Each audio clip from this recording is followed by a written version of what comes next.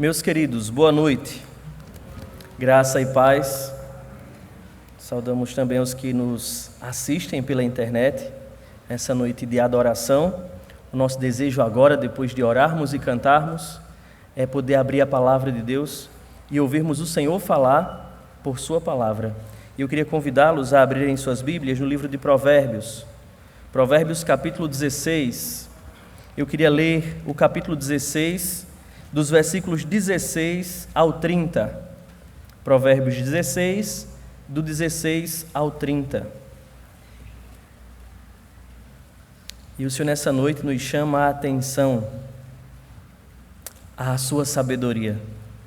Uma sabedoria que se revela, uma sabedoria demonstrável. Provérbios 16, do 16 ao 30 diz assim: quanto melhor é adquirir a sabedoria do que ouro, é mais excelente adquirir a prudência do que a prata. O caminho dos retos é desviar-se do mal, o que guarda o seu caminho preserva a sua alma. A soberba precede a ruína, e a altivez do espírito a queda. Melhor é ser humilde de espírito com os humildes do que repartir o despojo com os soberbos. O que atenta para o ensino acha o bem, e o que confia no Senhor, esse é feliz. O sábio de coração é chamado prudente, e a doçura no falar aumenta o saber. O entendimento para aqueles que o possuem é fonte de vida, mas para o insensato a sua estultícia lhe é castigo. O coração do sábio é mestre de sua boca e aumenta a persuasão nos seus lábios. Palavras agradáveis são como favo de mel, doces para a alma e medicina para o corpo. Há caminho que parece direito ao homem, mas afinal são caminhos de morte. A fome do trabalhador o faz trabalhar, porque a sua boca a isso o incita. O homem depravado cava o mal, e nos seus lábios há como que fogo ardente. O homem perverso espalha contendas, e o difamador separa os maiores amigos. O homem violento alicia o seu companheiro e guia-o por um caminho que não é bom. Quem fecha os olhos imagina o mal, e quem morde os lábios o executa. Oremos, irmãos. Senhor Deus glorioso e maravilhoso, Deus presente, Deus gracioso e misericordioso, nós nos alegramos, Senhor, por termos sido resgatados, encontrados, salvos pelo Senhor, trazidos, transportados, desarraigados das trevas e plantados no reino do Filho do seu amor. Muito obrigado, Senhor, porque o Senhor é um Deus que se revela, o Senhor é um Deus que fala, e nós nos alegramos quando ouvimos a Tua voz. Por isso, Senhor, nessa noite, o nosso anseio agora é que o Senhor fale ao nosso coração. Que o Senhor Deus traga consolo, conforto, que o Senhor Deus traga correção, exortação às nossas vidas, que o Teu Santo Espírito haja livremente em nós, manifestando a Sua maravilhosa salvação, renovando a disposição do nosso coração, trazendo novo alento à nossa fé e às nossas almas. Ó Deus, fala conosco, é o nosso anseio, é o nosso desejo, em nome de Jesus. Amém. Amém. Nós gostamos de ouvir Deus falar. Afinal, a linguagem é um presente que Deus nos deu.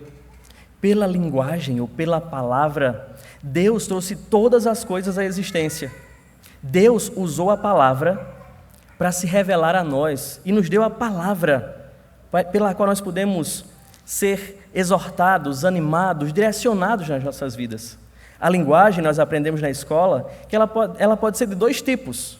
A linguagem ela pode ser a linguagem escrita ou falada, a linguagem oral, e ela pode ser também uma linguagem sem sinal, uma linguagem sem ser escrita, ou não verbal, que é gestos, placas, luzes. Nós entendemos essa comunicação não verbal. É interessante que nesse ápice do WhatsApp, das redes sociais, nós entendemos bem aqueles sticks, aqueles, eu não sei nem dizer o nome, emojis, E a gente responde com um dedinho, uma piscadinha, e quem está do outro lado entende a nossa linguagem. Nós nos comunicamos a todo momento. Mesmo calados, muitas vezes, nós fazemos os nossos filhos ficarem quietos, com aquele olhar duro, que hoje em dia a gente tem perdido muito isso. Mas eu lembro que quando meu pai olhava, a gente quase derretia no lugar, porque a gente já estava imaginando o que ele queria dizer com aqueles olhos. Porque nós somos criados para nos comunicar. E ao nos comunicarmos, nós expressamos muito de quem nós somos. Apesar de que, hoje, a linguagem está sendo altamente exaltada e as pessoas acham que não existe verdade ou realidade, mas que esta é construída pela linguagem. Este é o pensamento pós-moderno. Ninguém mais tem o real patente dos seus olhos, mas as pessoas, pela linguagem, constroem ideias e brigam por suas ideias. E nessa briga pelas ideias, usando a linguagem, as pessoas têm se distanciado de Deus. Provérbios é um livro fantástico. Aqui nós encontramos uma coleção, uma coletânea de ditos breves, ditos fáceis de memorizar, que carregam nele a verdade a respeito do sentido das coisas, porque os provérbios estão norteados pela sabedoria do alto, pela sabedoria que é doce, pela sabedoria que é temente, pela sabedoria que conduz à vida, diferente da sabedoria humana, que é carnal, demoníaca, egoísta. A sabedoria dos provérbios, da autoria de Salomão, o autor majoritário, ele tem o propósito de nos desarraigar da sabedoria secular e nos transportar para uma sabedoria que teme a Deus, para uma sabedoria que conduz à vida. E é interessante que os autores dos provérbios, e eu me refiro a Salomão como seu autor majoritário, ele empenhou todo o esforço, usando figuras, ilustrações, para mostrar para a gente que o temor do Senhor é o princípio de todo o saber, mas os loucos, eles desprezam a sabedoria e o ensino. É interessante ainda que nós já vimos aqui nesse livro, chegamos aqui no capítulo 16, depois de uma longa pausa de quase 2 meses sem ouvirmos sobre provérbios, mas eu queria fazer aqui alguns lembretes. Nós já vimos que nos primeiros 9 capítulos do livro, o sábio, ou o pai, ou Salomão, ele está empenhado no começo do livro para mostrar para o filho, ou para o seu leitor, ou para a sua audiência, a importância de dar ouvidos à sabedoria, de atentar para o temor do Senhor. E ele fala das diversas circunstâncias, provocando o filho, sempre usando aquela linguagem amável: filho meu, ouve a sabedoria. Nesse prólogo inicial, nós construímos a ideia de como nós precisamos da sabedoria. Depois disso, nos capítulos 10 em diante, até o capítulo 15 e 29, o sábio, ele procura qualificar a sabedoria com um termo ético, dizendo: os justos são sábios, algo que qualifica. E é interessante que com esses qualificativos, ele faz todo o tempo comparação entre o justo sábio e o perverso insensato, que não aceita a sabedoria. O caráter do justo é descrito a fim de que o jovem, ou o aprendiz, atente para um viver no temor do Senhor, atente para um andar que verdadeiramente frutifica e que vale a pena. Depois disso, a partir do capítulo 15, versículo 30, que é essa divisão do livro que nós estamos, é agora enfatizado o abismo que existe entre a justiça de Deus e a tentativa do homem de construir a sua própria justiça. Existe um abismo intransponível. O homem nunca atingirá pelos seus esforços a justiça do alto, ou a justiça de Deus. Isso é descrito nessa seção, que começou no capítulo 15, versículo 30, e ela vai se estender até o capítulo 22, versículo 16, usando provérbios de um tipo específico, provérbios muitas vezes sinonímicos, afirmando a segunda linha o que já foi dito na primeira, ou provérbios sintéticos, quando a segunda linha do provérbio aprofunda o sentido do que foi dito na primeira linha. Essa é uma marca do texto que nós acabamos de ler. E é interessante que nessa tentativa de construir, os justos e os perversos, eles têm agora suas ações descritas. Ações concretas são colocadas diante do leitor ou diante do jovem aprendiz, a fim de que ele possa discernir quais ações condizem com alguém que diz temer ao Senhor. E é fantástico perceber isso, porque serve como espelho, como disse o apóstolo Paulo, para que possamos avaliar a nós mesmos e avaliar o nosso coração diante da sabedoria proverbial, diante da sabedoria de Israel. A introdução desse texto que nós começamos aqui, dessa seção do capítulo 15, que é a introdução ao versículo 30 em diante, ele mostra para a gente aquilo que nós já vimos aqui. A ideia de olhar para o homem, e nós encontramos na descrição do capítulo 15, versículos 30 a 33, uma figura frágil e carente de Deus, que necessita da sabedoria de Deus, e nós identificamos aqui que ele carece do Evangelho para que ele possa entender a sabedoria, para que ele possa desfrutar do verdadeiro sentido da vida e do verdadeiro propósito da vida. Depois, ainda na introdução, ele nos fez tirar os olhos dos homens e elevar os olhos para o alto, e perceber que o homem, na tentativa de autonomia, independência e força, ele se rebela contra o verdadeiro governador do universo e de todas as coisas. Existe um Deus soberano, é afirmado na introdução desta sessão, que governa todas as coisas soberanamente, e o seu governo não é atingido, eu falo atingido no sentido de ser desfeito ou derrubado pelos empenhos humanos. Existe um Deus que controla todas as coisas, que dirige todas as coisas, e que Ele mesmo pensou o fim. Ele tem um objetivo glorioso na direção de todas as coisas. Depois disso, ainda na introdução, Ele nos convida a ver um intermediário entre esse Deus soberano e esse homem frágil. Nós aprendemos a respeito de um rei intermediário. E aí nós aprendemos a respeito do Cristo encarnado, que ele veio ao mundo para trazer Deus para os homens, que não conseguiam encontrar Deus pelos seus próprios esforços. O rei soberano, carregando todos os qualificativos de Cristo, ele é aquele que expressa a beleza do rei criador. É ele quem expressa o governo perfeito do Deus soberano. Agora, no texto que nós acabamos de ler, ele é a primeira parte dessa sessão. Nós somos colocados diante do sábio. Nós somos colocados diante daquele que conhece o temor do Senhor e consegue discernir a vida pelas lentes do temor do Senhor, que é o nosso desafio nos nossos dias. Não é só compreender as verdades cristãs, mas conseguir interpretar a vida, o dia a dia, as escolhas, as palavras ditas pelas lentes do temor do Senhor. Nós somos colocados diante dele, daquele que vive neste temor, e que somos colocados diante do insensato.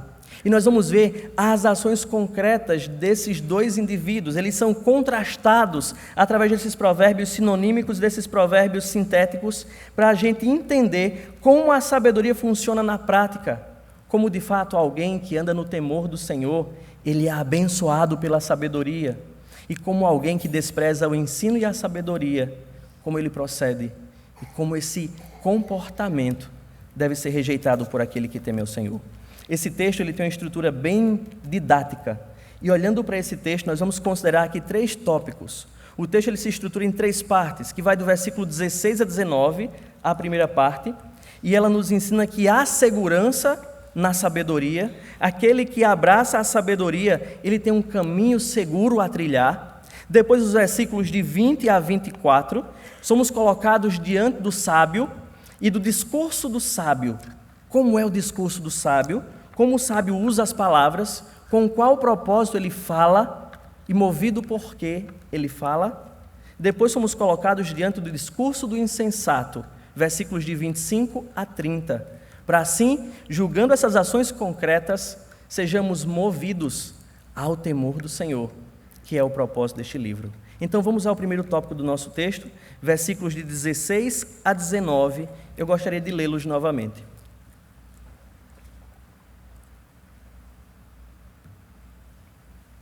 Diz assim: quanto melhor é adquirir a sabedoria do que ouro, é mais excelente adquirir a prudência do que a prata. O caminho dos retos é desviar-se do mal. O que guarda o seu caminho preserva a sua alma. A soberba precede a ruína, e a altivez do espírito a queda. Melhor é ser humilde de espírito com os humildes do que repartir o despojo com os pobres. É interessante que esses versículos, eles introduzem a porção toda que nós vamos pensar nessa noite, a porção que lemos. E ele nos remete ao prólogo, àquelas lições que o pai deu ao jovem lá nos capítulos de 1 a 9. A linguagem usada pelo sábio nesses versículos de 16 a 19, ele usa o vocabulário como que chamando a atenção do filho, como que com provérbios educativos, dizendo: meu filho, há valor na sabedoria, atente para a sabedoria. E essa linguagem, ela corresponde em tudo àqueles capítulos introdutórios. Mas não somente isso. As palavras afirmadas agora nos versos de 16 a 19, eles afirmam também a introdução dessa porção, mostrando que há proveito em abraçar a sabedoria e como que aquele que abraça a sabedoria, ele está protegido, ele está blindado, ele tem um fim garantido. É isso que essa porção quer nos ensinar. Os versículos 16 e 17, eles ligam a aquisição da sabedoria ao ser honesto. Ele mostra que é caminhando na honestidade. Se você prestar atenção nos versos 16 e 19, isso vai estar implícito para a gente. Quanto melhor é adquirir a sabedoria do que ouro, e é mais excelente do que adquirir a prudência do que a prata. Ele diz: o caminho dos retos é afastar-se do mal, o que guarda o seu caminho preserva a sua alma. Subentendemos isso, que o caminho do sábio é o caminho da honestidade, é no caminho da honestidade que o sábio constrói e vive esta sabedoria. Enquanto que o versículo 18 e 19... O 19 qualifica o versículo 18, mostrando para a gente que o orgulho é como se fosse o primeiro degrau da ruína. O orgulho precede a destruição. E esses primeiros versículos, ele explica que o indivíduo que teme ao Senhor, que é o tema deste livro, Provérbios 1:7, o indivíduo que abraça a sabedoria, ele protege o seu caminho por meio da humildade. E que aqueles que desprezam essa revelação da sabedoria em sua vida, que é a humildade, essa mesma pessoa, ela trilha o caminho da destruição e da ruína. Essas afirmações, elas não são novidades no livro de Provérbios. Se você atentar, o discurso que o pai faz para o filho, no prólogo, ele já afirmou isso, dizendo que se o filho ouvisse a sabedoria com atenção no seu coração, os seus pais estariam livres dos laços da vida, que ele não entraria por caminhos de miséria, que ele seria bem-sucedido no meio da sua comunidade. E nós já vimos também, no outro discurso, que aquele que atenta para o discurso da mulher adúltera, aquele que é seduzido pela insensatez, esse constrói para si um caminho de miséria no meio da comunidade e para a eternidade. Então o que o pai está fazendo aqui é reafirmando o que já fora dito, trazendo o filho novamente a interessar-se pelo caminho do temor do Senhor, a interessar-se pela sabedoria. O versículo 16, ele traz essa ênfase da superioridade da sabedoria, o valor inestimável que há na sabedoria. O valor da sabedoria sobrepuja o valor dos materiais mais preciosos conhecidos pelos homens. É o que o versículo 16 enfatiza para a gente. Ele diz que a sabedoria, ela concede virtudes espirituais, é o valor que há nela. Só que essas virtudes espirituais, por discursos que nós já ouvimos aqui no prólogo do livro, eles não se resumem apenas a bênçãos espirituais. As bênçãos espirituais desembocam, sim, em bênçãos materiais, em a reputação, popularidade na comunidade. Ela desemboca também em ser bem-sucedido financeiramente, em sucesso nas suas realizações, aquele que anda no temor do Senhor. E às vezes nós temos medo de falar dessa prosperidade material por causa da teologia da prosperidade. E toda vez que nós somos tentados a falar e ver essas bênçãos nas Escrituras, nós freamos e falamos de prosperidade. Mas sua vida vai prosperar espiritualmente. Mas nós não podemos negar que Deus promete em sua palavra prosperidade material, e a sabedoria, ela vem acompanhada dessas virtudes. É o que nós já vimos aqui nos discursos dessa última sessão, que foi do capítulo 10 ao capítulo 15. O sábio já mostrou para a gente que o sucesso na comunidade, o sucesso nos empreendimentos, ele vem como consequência de uma vida no temor do Senhor. Porque por mais que o sábio, ou por mais que aquele que anda no temor do Senhor, ele sofra por um tempo, mas não é só uma vida de sofrimento que acompanha a vida do sábio. Ele fala também de caminhos largos e espaçosos. Ele fala de prosperidade e de bem-estar na vida do sábio.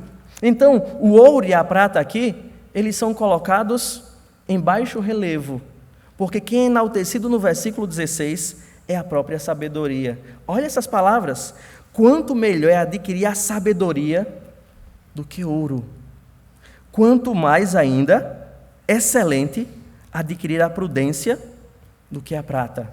Sabedoria e prudência, vocês já acompanharam neste livro, que eles são sinônimos todo o tempo para a sabedoria, para entendermos isso, que o sábio ele é prudente, o sábio ele não age precipitadamente. E é interessante que esses benefícios são virtudes que acompanham, não é o objetivo daquele indivíduo. Ele vai buscar o temor do Senhor e a sabedoria.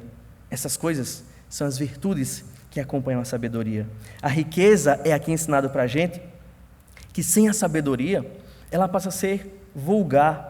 A riqueza sem a sabedoria, ela passa a ser apenas ganância do coração do homem, o desejo de dominar sobre os outros. A rebelião a Deus é revelada numa riqueza sem sabedoria, porque ele diz que o verdadeiro valor da sabedoria sobrepuja a esses metais preciosos. O versículo 17 fala desse curso da vida honesta, deste curso da vida honesta que se desvia do mal para manter-se nesse caminho da prudência, nesse caminho do temor, nesse caminho da honestidade, livre dos obstáculos, das ciladas dos pecados, das ciladas da mulher adúltera, das ciladas da ganância, das ciladas dos homens maus que são apressados para derramar sangue.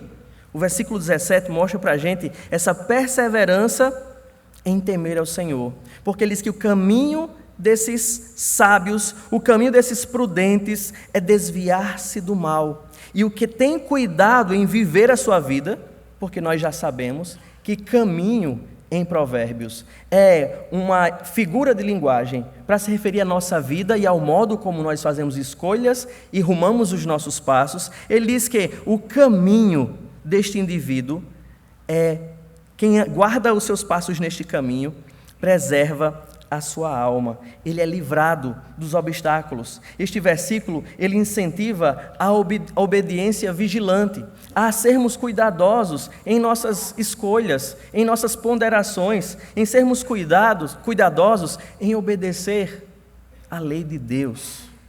E falar de lei é um pouco tenso nos nossos dias, porque existe um grupo de cristãos antinomistas, que se opõem à lei de Deus e que faz aquela distinção. Nós agora vivemos no tempo da graça, o tempo da lei já passou, e ele não consegue mais encontrar virtude nenhuma na lei, e ele se opõe à lei, e só consegue ver na lei de Deus peso, enfado. Mas é tão interessante, e como nós, os jovens, pensamos esse ano a respeito da lei de Deus, a lei, ela tinha aquele propósito que Paulo expõe aos Gálatas, ela tem um propósito ainda para nós hoje. Ela tem um propósito de mostrar como nós somos culpados, como diz o apóstolo Paulo, de mostrar como nós precisamos de um Salvador, como diz o apóstolo Paulo escrevendo aos Gálatas. Mas nós descobrimos, e a lei tem, como Jesus Cristo ensinou em João 14, 21, aqueles que me amam, eles têm os meus mandamentos e os guardam. São esses que me amam. Nós guardamos a lei de Deus com o fim de mantermos-nos no caminho da sabedoria.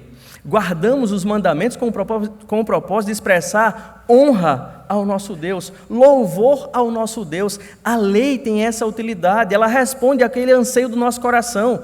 Como eu posso viver de um modo que Deus seja glorificado? Porque eu creio que deve ser essa preocupação do nosso coração, quando conhecemos a Deus e o Evangelho.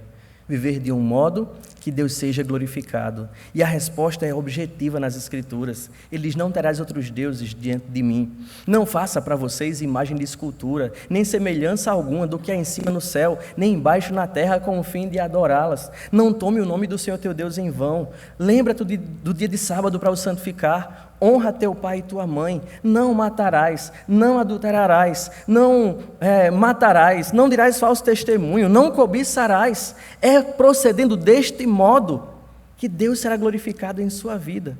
Esse versículo 17 vem lembrar para a gente: sejam cuidadosos, sejam ponderados em manter-se neste caminho, porque andando neste caminho, você estará livre daqueles laços, daquelas pessoas que vivem cometendo o pecado às ocultas, e depois eles tropeçam nesses laços. Depois, com um abismo que chama outro, eles submergem nestes pecados. Então, o caminho seguro para o crente andar é o caminho do temor do Senhor, é o caminho da obediência. E esse versículo chama a gente para viver esse caminho sóbrio, consciente, vigilante, com o fim de estar seguro neste caminho.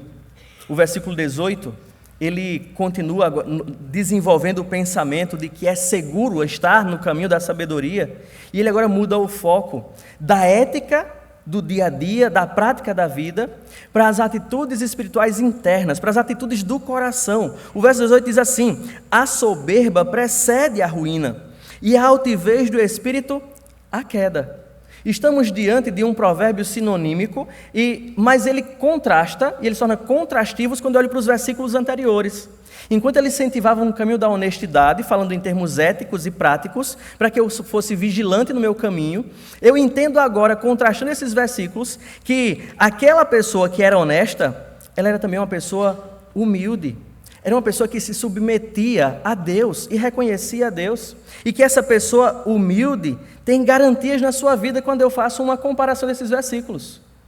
Porque na comparação, o soberbo, aquele que não se preocupa com a honestidade, mas com o lucro, aquele que não se preocupa com o caminho, mas com o resultado, esse soberbo que não precisa da opinião de ninguém, e é tão interessante essa palavra soberbo, que ela tem a ideia daquele que é cheio de si, é que ele se basta, ele é preenchido por ele mesmo, ele é a medida de todas as coisas.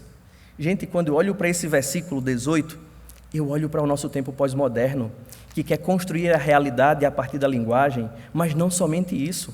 Eu encontro as pessoas que são as suas próprias réguas de medir, são seus próprios padrões de justiça, quando eles dizem assim: esta é a minha verdade, e eu vivo pela minha verdade, você tem a sua verdade.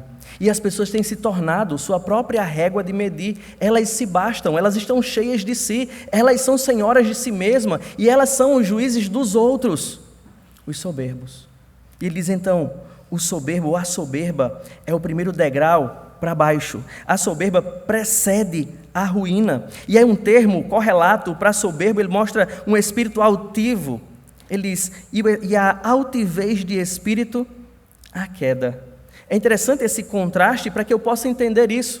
O caminho do temor do Senhor, o caminho seguro, é o caminho da submissão, é o caminho da humildade. Como foi afirmado no capítulo 15, versículo 33, o temor do Senhor é a instrução da sabedoria, e a humildade precede a honra. Como o orgulho é o primeiro degrau para a derrocada, a humildade é o caminho da proteção, da sabedoria, e o contraste está sendo feito pelo sábio, e o filho está percebendo isso, porque o versículo 18 exalta e esclarece que os orgulhosos, os arrogantes, os de espírito altivo, eles serão destruídos, eles serão arruinados. E é tão interessante lembrar do que fora dito no início do capítulo 16, que o Senhor Deus não deixará impune. E é interessante que essa ideia de derrocada, de destruição, de ruína, não diz respeito apenas a uma ruína material, ou uma ruína moral, ou uma reputação arruinada. Lembremos-nos da sabedoria. Tem conotações eternas, tem conotações de condenação.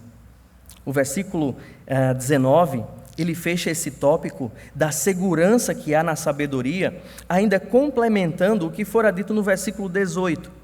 O verso 19, então, fecha para a gente esse contraste, lembrando que o caminho de construir, de viver a sabedoria é o caminho da honestidade, e que a gente deve andar neste caminho vigilante e sóbrio.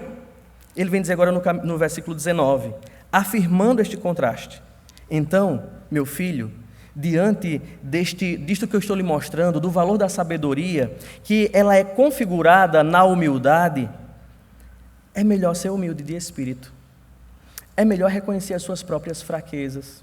É melhor estar no meio das pessoas humildes. E aqui está interessante, que quando eu leio o resto do versículo eu entendo isso, do que repartir o despojo com os soberbos. Porque o despojo dos soberbos é desprezar e tirar proveito dos pobres, é extorquir os pobres. Eles então estejam junto com os pobres, sofrendo junto com os pobres, sendo extorquido pelos soberbos. É melhor estar com eles, cultivando a humildade de espírito, do que repartir todo o bem de uma vida de exploração dos humildes e ser arruinado e viver a ruína eterna. Então, essa linguagem dos versos 16 a 19 é muito semelhante à linguagem do prólogo, dos capítulos de 1 a 9. O pai está incentivando ao filho a abraçar a sabedoria. E é interessante esse qualificativo que a sabedoria ganha, como que de um escudo, de proteção, de uma blindagem sobre aquele que o abraça. Como foi afirmado no versículo 33, dizendo que a humildade precede a honra. Agora o pai reitera, mostrando ao filho que a sabedoria é o caminho da segurança, ou a segurança que há na sabedoria, a segurança que há no temor do Senhor. E eu digo, essa é uma palavra de consolo para nós nessa noite, para aqueles que sofrem por causa do Evangelho, para aqueles que são desprezados por causa de sua fé, seja no ambiente universitário, quando você não tem a mesma opinião e não comunga com os seus amigos, e aí você é visto como aquele patinho feio da sala de aula, o do contra, porque hoje quando nós expressamos a nossa opinião cristã, nós somos o do contra, nós somos os preconceituosos, nós somos os quadrados. E aí isso aqui é uma palavra de ânimo para a gente. Vale a pena estar com os humildes do que repartir os despojos com os soberbos, com aqueles que são cheios de si, que são suas próprias réguas de medir, com aqueles que se bastam e não precisam da opinião dos antigos, porque eles descobriram a roda agora no século 21 e são os donos da verdade, e tudo que viveu e foi vivido no passado está morto para essas pessoas, porque nos tempos pós-modernos não existe história para se sustentar, não existem descobertas passadas, a sabedoria está agora. Eu descobri o meu eu e eu me basto. Essa é a figura dos nossos dias. E aí eu pergunto, vale a pena se juntar a essas pessoas, comungar com essas filosofias, viver regido por esses pensamentos? Mas vale a pena estar com o humilde, ser oprimido por algum tempo, mas ter certezas eternas e estar blindado pela sabedoria do alto. O texto agora, ele caminha para o segundo tópico, mas antes de passar para o segundo tópico, eu queria lembrar o que Deus nos diz lá em Isaías, capítulo 57, versículo 15, para animarmos-nos à sabedoria, à humildade. Isaías 57, 15, diz assim: porque assim diz o alto, o sublime, que habita a eternidade, o qual tem o nome de santo. Ele diz: habito no alto e santo lugar, mas habito também com o contrito e abatido de espírito, para vivificar o espírito dos abatidos e vivificar o coração dos contritos. A ideia do texto é: eis o homem para quem eu olharei, o humilde. Deus está com os humildes de espírito. Jesus ensinou isso no Sermão do Monte, que bem-aventurados são os humildes de espírito. E essa humildade é esse qualificativo para trilharmos o caminho da sabedoria. Não somente isso, o texto ele tem um segundo tópico. E agora nós somos, depois de incentivados pelo sábio, nós somos agora sentados diante de um sábio. E o texto começa a mostrar para a gente agora o discurso sábio. E ele diz agora no versículo de número 20: o que atenta para o ensino, acha o bem. E o que confia no Senhor, esse é feliz. O sábio de coração é chamado prudente, e a doçura no falar aumenta o saber. O entendimento para aqueles que o possuem é fonte de vida, mas para o insensato a sua estultícia lhe é castigo. O coração do sábio é mestre da sua boca e aumenta a persuasão nos seus lábios. Palavras agradáveis são como favo de mel, doces para a alma e medicina para o corpo. O pai agora descreve concretamente como é um discurso sábio, o que qualifica a sabedoria no discurso de uma pessoa. E é interessante que antes dele pormenorizar isso, percebermos a moldura. Essa linguagem do discurso sábio aqui está emoldurada pela doçura. Você percebe isso comigo? Os versículos de número 21, ele enaltece a doçura no falar. E o versículo 24 fecha a porção dizendo assim: palavras agradáveis são como favo de mel, doces. O que qualifica um falar sábio é a sua doçura. É um discurso agradável, palatável, que denota amor, vida. Olhamos para Jesus e encontramos esse exemplo de discurso doce, discursos agradáveis, que fala com sabedoria, mesmo dizendo assim, raça de víbora, cheia de todo engano e de toda malícia. Jesus estava demonstrando amor nas suas palavras. E é interessante, esse discurso, ele é introduzido antes por palavras do versículo 20. O versículo 20 ele é bem importante aqui porque ele liga as duas partes. Ele mostra que aquele humilde, dos versículos de 16 a 19, ele atenta para a sabedoria e ele confia no Senhor. Ele dá atenção para o ensino. O versículo 20 é aberto dizendo que o que atenta para o ensino, esse acha o bem. E essa palavra atenta, aqui ela é muito importante. Dar atenção significa tomar nota sobre alguma coisa, prestar muita atenção no que está sendo dito. E é interessante que ele pode ter dois sentidos aqui, o dar atenção, o que atenta para o ensino sendo correlato para a sabedoria. Ele pode simplesmente significar prestar atenção no que está sendo dito pelo sábio. É alguém que fica atento ao ensino, mas ele tem um segundo sentido. É alguém que está atento ao que fora dito, agora na prática, no que eu vou falar. Eu devo falar conforme aquilo que foi dito. É aquele que atenta para o ensino. Porque nós somos bons na hora da aula. A gente anota tudo. Mesmo o Jadson falando rápido, a gente sai com a mão doendo, mas a gente consegue anotar tudo. Está atento ao ensino, tem esse sentido. Mas o sentido mais profundo dessa expressão é depois que a gente sai daqui, que a anotação está só no caderno, e a gente vai viver e começar a discursar diante da nossa família, dos nossos amigos, na nossa faculdade e no nosso trabalho. Aí é lá naquela hora que a palavra diz, aquele que atenta para o ensino, aquilo que fora ensinado, aquilo que eu aprendi com a sabedoria da palavra de Deus. Na hora da minha vida eu preciso atentar para o ensino. Ele diz, aquele que atenta para o ensino, acha o bem. Aquele que vive conforme o ensino, é o que está sendo enfatizado aqui, ou seja, aquele que é prudente, aquele que é competente no discurso, aquele que é criterioso na vida, é o sentido daquele que atenta para o ensino. O discurso sábio, ele é inseparável do temor do Senhor. Não tem como eu ter um discurso sábio separado de Deus. É isso que esse versículo me ensina, porque ele diz que aquele que atenta para o ensino, ele acha o bem, e o que confia no Senhor, esse é feliz. E aqui eu estou num provérbio sinonímico, um provérbio sintético. Eu estou aprofundando o sentido, mostrando que andar neste caminho, atentar para o ensino, atentar para a palavra de Deus, é confiar no Senhor. É esse que acha o bem, é este que acha o verdadeiro sentido que todo mundo está procurando. Para que eu vim para este mundo? Ele diz, esse é que é feliz. Mesmo lembrando do que fora dito anteriormente, mesmo sofrendo perseguição, mesmo estando com os humildes, mesmo vivendo tempos de opressão, de pobreza, de miséria, mas porque a felicidade não está nos bens materiais, que nós somos educados pela mentalidade materialista dos nossos dias a pensar que a felicidade está no conforto material, na posse das coisas, no sustentar uma reputação, porque é isso que é sinônimo de felicidade dos nossos dias. Quando aprendemos sobre virtudes espirituais, nós aprendemos sobre contentamento, e esse contentamento é o sinônimo da felicidade. E ele diz para a gente, atente para o ensino, não somente na hora de aprender, mas também na hora de viver, porque este que é atento ao ensino, é esse que encontra o bem.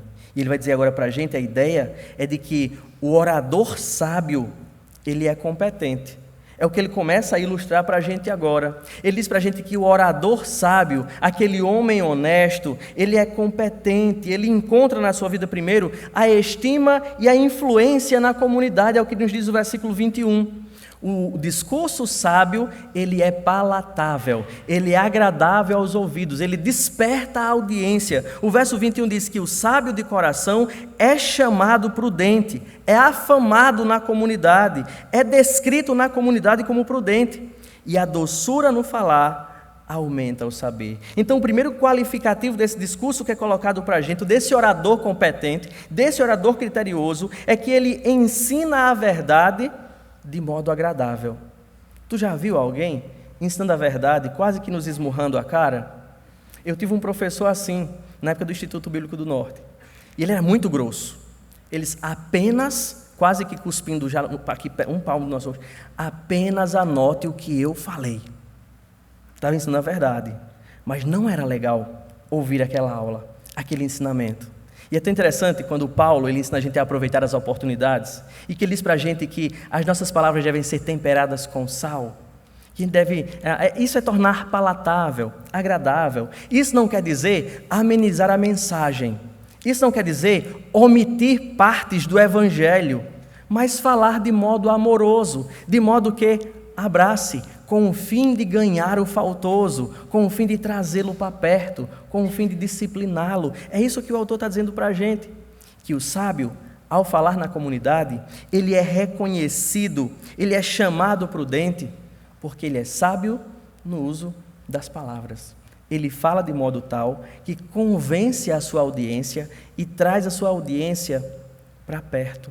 É interessante que esse discurso ainda, ele conquista respeito na comunidade.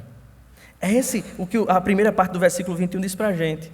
E eu não sei se ele não está aqui, o pastor Augustus. Ele é alguém que tem conquistado isso.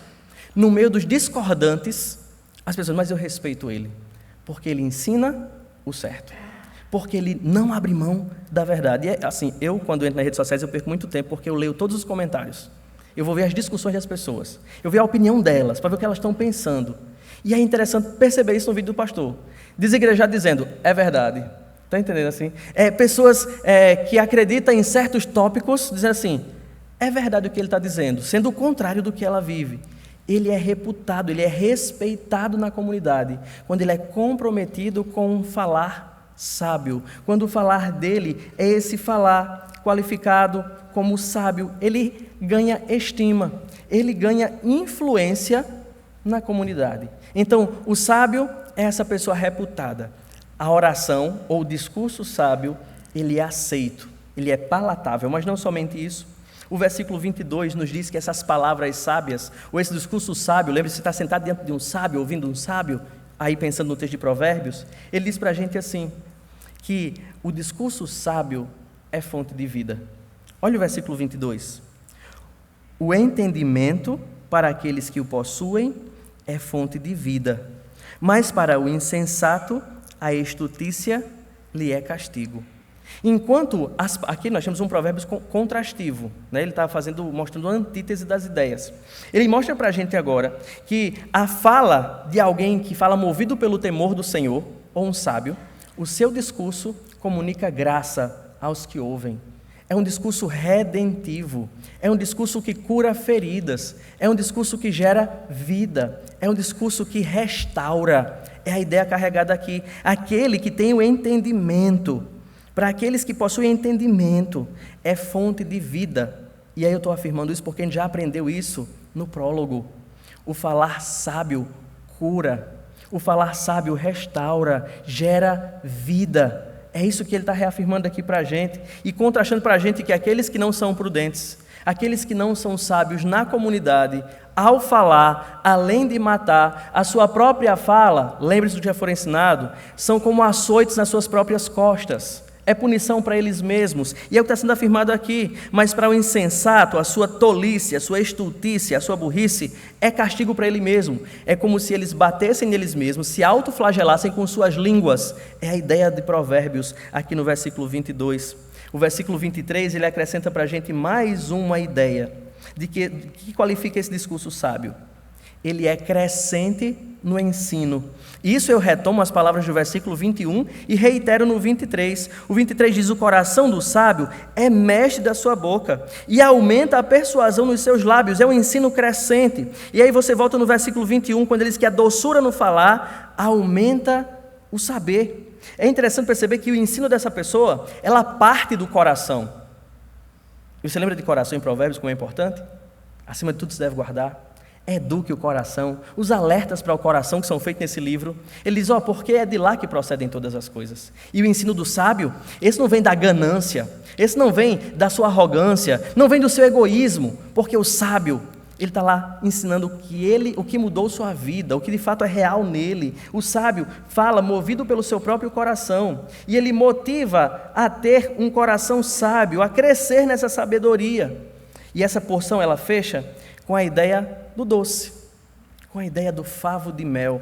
E esse favo de mel aqui é aquele mel transbordante, não um favinho de mel pela metade, é um mel abundante. Ele diz no versículo 24, palavras agradáveis, ou esse discurso sábio, esse discurso que gera influência, esse discurso que gera vida, esse discurso que é crescente, eles são como favo de mel, emoldurando o discurso sábio, que é doce, no versículo 21. Ele diz assim, é como favo de mel, e ele tem duas conotações quando ele quer dizer que é como favo de mel. E ele diz para a gente, são doces para a alma, e é como remédio, medicina para os ossos. Alguma tradução vai dizer isso. É como se fosse remédio para o corpo. E ele toma o mel que tem essas propriedades terapêuticas e também para a nossa alimentação. Você vai perceber que o mel é essa coisa como a mais prazerosa na alimentação desse povo. Quando a palavra de Deus é comparada, é mais doce que o mel e o destilado dos favos. Ele está falando do prazer que há no mel, que toca a alma do indivíduo, que gera esse prazer. Mas não somente isso. Há propriedades terapêuticas no mel. E a gente pode ver pessoas sendo revigoradas ao tomar o mel, por exemplo, no Antigo Testamento. Nós vamos olhar lá para... Eu pensei que tinha anotado aqui, deixa eu ver. Eu anotei. 1 Samuel capítulo 14, versículo 27. Quando Jonatas está voltando da guerra e Saul tinha baixado a lei que não podia comer nada ninguém, até o momento ele encontra um favo de mel e ele toma o mel e diz que o seu olho volta a brilhar, ele se revigora. O mel tem essas propriedades terapêuticas e ele diz que aquele é um instrumento de cura, de restauração, ele é remédio. Mas a gente fica pensando, pelo menos eu cresci ouvindo das minhas avós, ouvindo dos meus pais e dos mais velhos, que remédio bom é remédio amargo. Tu já ouviu esse ditado? Remédio doce não faz efeito não, rapaz. Toma esse remédio amargo. E eu tenho um problema na minha vida até hoje. Eu já tenho mais de 30 anos. Mas não tem quem me faça tomar dipirona em gotas. Ou Buscopan. Não tomo. Pode botar até mel dentro, mas eu não tomo. Me deu injeção, mas não me deu dipironas em gotas. E aí a briga lá em casa, esse ditado é sempre na minha mente. Remédio amargo é que é o bom. Aí eu tenho provérbios para me dizer o contrário. O mel é remédio. O mel, palavras como mel é terapêutico. Então, agora eu posso responder a eles. Olha, existe remédio doce. O mel, eu posso tomá-lo, não? Então, aqui para a gente ter essa figura, restaura, tem propriedades terapêuticas. E aí é associado ao discurso, uma linguagem que cura. E eu digo, eu não posso sair deste tópico sem olhar para o meu Salvador, olhar para a vida de Jesus, que os seus próprios inimigos olhavam para ele, ouviam suas palavras, mas ele fala como quem tem autoridade. E as pessoas eram seduzidas, vamos usar essa palavra, atraídas pela sabedoria no uso das suas palavras. Se você abrir a sua Bíblia, lá em Lucas capítulo 4, versículo 22, você vai ficar impactado com isso. Jesus despertando na sua audiência a atenção, ele crescendo em reputação, por causa desse discurso comprometido com a sabedoria, desse discurso comprometido com o temor do Senhor. Lucas capítulo 4, versículo 22, ele diz assim para a gente: todos lhe davam testemunho e se maravilhavam das palavras de graça que lhe saía dos lábios e perguntavam: não é este o filho de José? Não é este aquele homem simples, como o pastor Augusto anunciou e pregou hoje de manhã, lembrando essa procedência humilde de Jesus, e as pessoas maravilhadas com as palavras que saíram de sua boca. Ele fala como quem tem autoridade. O discurso dele é diferente dos outros. Por quê? Porque ele discursava no temor do Senhor, para a glória de Deus, visando a salvação das vidas, abraçando as pessoas, acolhendo os que eram desprezados. Como alguém nos tempos de hoje pode olhar para o cristianismo, ou para Cristo, como alguém sectário, que despreza, que é preconceituoso, ao olhar para essas palavras, ou para o discurso de Jesus, que alcançava os que eram marginalizados, esquecidos pela sociedade, ouvia as mulheres, as crianças, os pobres, os leprosos, os cegos, os coxos, essas pessoas que ganhavam a audiência de Jesus. Mas o seu discurso transformava, gerava vida. Paulo diz que ele pregou a paz, e não é aquela paz lá de soltar pombinhos, balões brancos ou camiseta branca, é a vida, a paz com Deus. O Evangelho era o discurso de Jesus, o Evangelho que salva, que restaura, que transforma vidas. Queridos, o discurso sábio é esse discurso redentivo. E aqui eu paro e penso, Nós, como cristãos, muitas vezes dizemos assim, é brincadeira, a gente fala uma de besteira, e ao término diz, foi brincadeira. E não justifica, não, mas a gente aqui não está nem num ambiente sério, a gente está aqui num ambiente mais descontraído, eu posso. E a gente esquece que a boca é a porta de saída do coração, como Jesus ensinou. Tem as portas de entrada, né, que são os olhos, os ouvidos, e a boca é de derramar o que está lá dentro. É revelador. Então, a boca fala do que o coração está cheio. E o discurso do sábio, daquele que vive no temor do Senhor, é esse discurso que ganha audiência. É esse discurso que gera vida. É esse discurso redentivo, como mel, terapêutico. Que Deus tenha misericórdia de nós e que as nossas palavras transmitam graça e sejam palavras na hora certa, pela motivação certa e para a glória da pessoa certa. O texto ele continua e eu preciso continuar porque o relógio roda muito rápido. E os versículos de 25 a 30 nos colocam agora diante de outra audiência, agora diante do discurso insensato.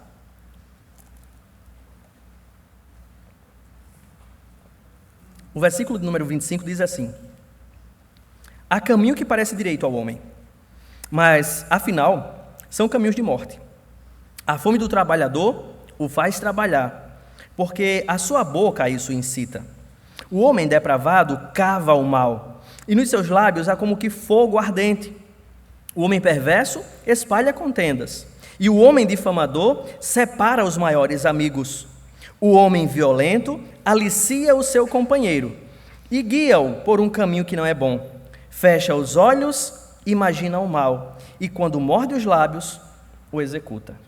Essa última porção, ela é introduzida pelo versículo 25, que nos induz, ou introduz essa última parte. E esse versículo 25 ensina a não agir segundo a própria avaliação das coisas.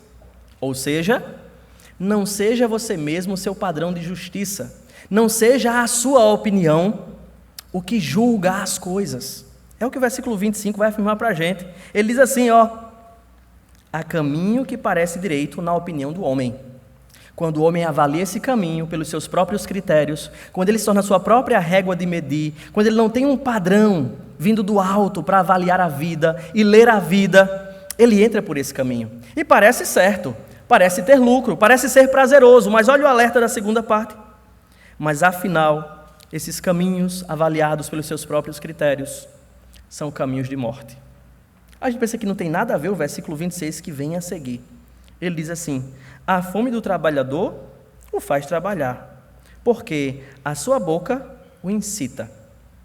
É interessante que aqui a gente tem uma estrutura assim: fome, que aparece logo no começo do versículo, o apetite, e por onde o apetite é sanado? A boca. E guardando a ideia no meio, o trabalho, no que eu me empenho. Ou seja, as minhas motivações, eu quero satisfazer os meus desejos. E eu me movo a satisfazer esses desejos. E aqui os desejos são satisfeitos através do discurso. Porque a partir do versículo de número 26, que mostra para a gente essa ideia de que é uma espécie de preocupação de satisfazer os apetites pecaminosos, de satisfazer a fome, que é a figura do versículo 26, o homem é movido a agir. E quando esses apetites são pecaminosos, a reação do homem para satisfazer os apetites pecaminosos são pecaminosos também. As motivações são pecaminosas e as ações são pecaminosas. E o que a partir de agora acontece, versículos de 26 ao final, é que a gente vai encontrar sempre a expressão homem, homem, homem, homem. Falando apenas dessa figura, desse ser criado, autônomo, competente e rebelde. E essa figura que aparece agora de um homem rebelde, que através do discurso ou do uso da sua fala, ele procura satisfazer os seus apetites pecaminosos. O primeiro homem que aparece na cena para a gente aí é o homem depravado. Essa é a expressão mais marcante do texto, o homem depravado neste trecho. Nos são apresentados 4 oradores, 4 homens, oradores maus. O primeiro está aí logo para a gente no versículo 27, quando ele diz: o homem depravado cava o mal e nos seus lábios há que como fogo ardente. Entendendo a figura, um homem que cava o mal, e aparece no mesmo versículo a figura dos lábios, mostra para a gente como é que esse homem cava o mal. É tramando com os seus lábios o mal para o próximo, o mal para outrem. O primeiro homem depravado, ele poderia ser aqui também como um homem encrenqueiro, aquele que prepara a maldade para os outros. Os seus lábios dizem a respeito dos outros o que não é verdade, é o que destrói o próximo com o seu discurso, com a sua linguagem. Este é esse homem depravado. A figura que aparece no versículo 27 é como que a sua boca fosse fogo ardente, a ideia de corrosivo, destrutivo. O seu falar, ele vive cavando o mal para outra pessoa através da linguagem. Então, é uma linguagem que corrompe a reputação de outras pessoas. E aparece então o segundo homem na primeira parte do versículo 28. Ele diz: o homem agora perverso, ele espalha contendas. E aí, se você ler a segunda parte, no texto hebraico, tem o homem de novo. E o homem difamador separa os maiores amigos. Os dois homens do versículo 28, eles distorcem a realidade. São os famosos mexeriqueiros, os fofoqueiros, aqueles que estão sem assunto para conversar, e a primeira pauta que vem à minha mente é a vida de fulano. E aí começa a falar de fulano, o que não é necessário, o que não edifica, o que não contribui para a sua reputação, o que não leva ele a lugar nenhum. É aquele que cria discórdias na comunidade. Na sua cabeça, a ordem moral foi subvertida e agora o divertido é falar. Então vamos falar. E esse homem aí, o difamador, é aquele que mancha a reputação do outro pelas costas. E é interessante que esse é o que causa maior dano na comunidade, que é a afirmação colocada na segunda parte do versículo 28. É o que desmancha, é o homem que separa os maiores amigos, é aquele rixoso, é aquele que tem uma linguagem destrutiva, é aquele que não está preocupado. E às vezes nós crentes funcionamos assim, nós não estamos muito preocupados, e a igreja ela tem perdido muito com isso, porque aqui é um ambiente onde nós podemos compartilhar cargas segundo as Escrituras, nós podemos orar uns pelos outros, nós podemos falar de nossas fraquezas, nós podemos encontrar apoio, ajuda, conselho, mas a gente está tão machucado, e esse ambiente foi destruído por falta de sabedoria, que a gente às vezes não faz isso, paga o psicólogo para ir conversar com o psicólogo. Nós não encontramos mais hombridade na igreja, apoio na igreja, porque nós não temos sido sábios nos nossos discursos, e não encontramos mais um ambiente de confiança, de oração. Quando a gente vai dar uma notícia do outro, diz aí o que ele fez para a gente orar, a gente fala isso por brincadeira, a fim de saber apenas a fofoca, ou a mancha da reputação da vida de outrem. Isso é o que qualifica um discurso insensato. É aquela pessoa que mancha a reputação do outro com a sua linguagem. E ele não está nem preocupado com o mandamento de Deus. Ele está desatento ao seu caminho, porque o mandamento já tinha dito, não diga falso testemunho. Mas aí eu me justifico, o que eu estou dizendo é verdade, fulano fez mesmo, pode ir lá perguntar a ele. Mas com qual propósito eu estou compartilhando essa informação? Provérbios, ou a lei me diz que eu devo transmitir uma verdade que edifique, e a verdade com o fim de manchar é uma violação do mandamento. Então que possamos ser atentos, irmãos, ao nosso discurso, olhando para essa realidade, olhando não falar dos outros pelas costas, não gerar contenda no meio dos irmãos, não gerar danos sociais. E aí esse dano social parece que há um progresso. Não é somente aquele perverso que cria discórdias, não é só aquele homem depravado que prepara a maldade com o seu discurso, depois ele influencia os relacionamentos. Agora aparece o homem violento, nos versículos 29 e 30. O homem violento, no versículo 29, ele alicia o seu companheiro e guia o seu companheiro por um caminho que não é bom. E aí essa expressão aqui no versículo 30, quem? É uma referência em hebraico ao mesmo homem do versículo 29. É como se eu pudesse ler sem o quem. Ele diz assim, o homem violento alicia o seu companheiro e guia-o por um caminho que não é bom. Esse homem violento fecha os olhos e imagina o mal. E quando morde os lábios, esse homem o executa. É o clímax desse discurso. Porque ele abandonou a linguagem oral, ele abandonou a linguagem falada. Ele agora entrou por uma linguagem não verbal, uma linguagem de sinais, uma linguagem clandestina, uma linguagem secreta. E ele usa essa linguagem para executar o plano do seu coração, que é a violência. E é interessante prestar atenção nesse homem, que tem esse caráter violento, e o efeito da companhia dele, o versículo diz, não é bom. Ele é um assassino cruel, movido pela ganância, pelo ódio. E sabe o que ele faz? Ele consegue levar outra pessoa a comprar a sua ideia. É o que o versículo 29 diz para a gente. Ele guia outra pessoa, o seu companheiro, por um caminho que não é bom. Ele usa o discurso para convencer alguém a ver a realidade na mesma perspectiva que ele. E convence a pessoa a agir junto com ele. A figura que esses versículos constroem é como houvesse uma pessoa inocente entre um homem e o seu companheiro. E o homem violento está aqui na minha frente, e o companheiro que vai executar a violência está nas minhas costas. E então, quando ele fecha os olhos, ele está imaginando o mal. E quando ele morde os lábios, é na hora de executar. E não é ele com suas mãos que executa, mas aquele que foi convencido por ele a andar por um caminho que não é bom, está por trás e executa o mal que ele pensou. É o ápice do discurso mal, é a violência.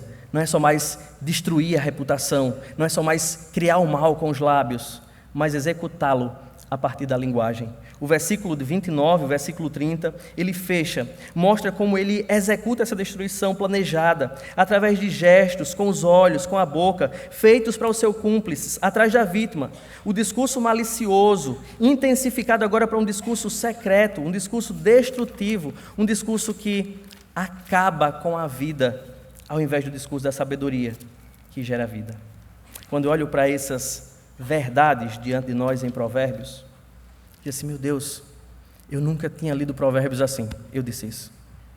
Como é de fato o temor do Senhor algo prático? Como é de fato algo que Cristo mostrou para a gente com a sua própria vida? E nós temos muitos pontos aqui para olhar para Jesus, o homem que usou a fala para curar, para gerar vida. E nós estamos vivendo uma época em que as pessoas desprezam a realidade e querem por si mesmas definir o que é a realidade pelo discurso. Como nós vimos no começo, o discurso, nós usamos a fala, a linguagem a todo momento. A gente está muito habituado, porque fomos criados para isso, somos seres sociais. Falamos, escrevemos, aprendemos novas línguas, usamos linguagens não verbal, com gestos, piscadelas, gestos de mão, nos semáforos, nas placas de trânsito. Tudo para a gente é linguagem. Tudo para a gente transmite uma mensagem. E aí eu fico olhando para nós, que conhecemos a verdade. Que mensagem temos transmitido com a nossa linguagem verbal? Falada. O que o nosso falar transmite? Paulo desafia os colossenses a transmitir graça aos que ouvem, falando palavras oportunas, palavras temperadas, palavras que visem a restauração, a salvação. Esse é o discurso neotestamentário. Mas, irmãos, nós sabemos quão difícil é usar bem a nossa linguagem. Tiago disse isso, que a língua é um mal incontido, é um veneno mortífero. O homem que consegue dominar a própria língua, ele é um perfeito varão. Nós precisamos colocar isso como alvo para as nossas vidas, sermos varões perfeitos, que usam bem a sua linguagem. E aí, vivendo nesses tempos de rede social, eu não quero me ater apenas à linguagem falada, eu quero lembrar da linguagem escrita, lá nas redes sociais, naqueles comentários, embaixo da vida dos outros, das fotos dos outros, nos grupos de WhatsApp. Nós somos muito precipitados no uso da nossa linguagem. E muitas vezes, ao invés de ganhar pessoas, convencê-las da verdade do Evangelho, nós temos nos tornado, com a nossa linguagem, empecilho para a vida dessas pessoas. Que possamos ser vigilantes, como o sábio aqui em Provérbios, no uso da linguagem. E sabedores do valor da linguagem, do valor da sabedoria, do valor disto expresso na nossa fala, conscientes desse valor inestimável que foi nos dito aqui no versículo 16, quanto mais melhor é adquirir sabedoria do que o ouro, e quanto mais excelente é adquirir a prudência do que a prata, sabedores disso, dos benefícios espirituais da sabedoria, dos benefícios materiais da sabedoria. Eu tenho uma pergunta para a gente. Se a sabedoria é mais importante do que tudo, conforme a revelação, por que nós empenhamos as nossas vidas perseguindo a popularidade, perseguindo o sucesso na nossa carreira, perseguindo os bens materiais? Por que incentivamos os nossos filhos apenas ao sucesso financeiro e à realização pessoal nas coisas materiais? Será que a sabedoria de fato é valiosa para a gente? E consciente de que a sabedoria é Cristo, Cristo é tão valioso assim para a gente? Será que as nossas vidas estão empenhadas em ver Cristo, glorificar Cristo, deleitar-se mais em Cristo, conhecer mais a Cristo, se Ele tem esse valor inestimável? Por que as nossas vidas são direcionadas por outros princípios? E eu queria que nós pudéssemos, diante disso, avaliar o nosso coração. O que nos motiva, o que nos contenta? A sabedoria, Cristo, tem esse valor para a gente? Eu sei que Deus trouxe todas as coisas à existência por sua sabedoria, por seu poder, pela linguagem. Disse Deus: haja luz, e houve luz.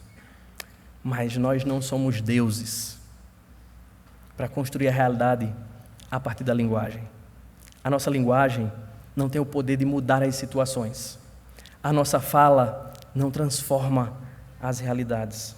Pelo contrário, o nosso discurso revela, porque a nossa boca fala do que está cheio o nosso coração. Que o nosso falar possa ser ponderado, avaliado, antes de ser derramado. Que Deus tenha misericórdia de nós e que possamos ser sábios e isso se expresse no nosso discurso. Que Deus nos abençoe.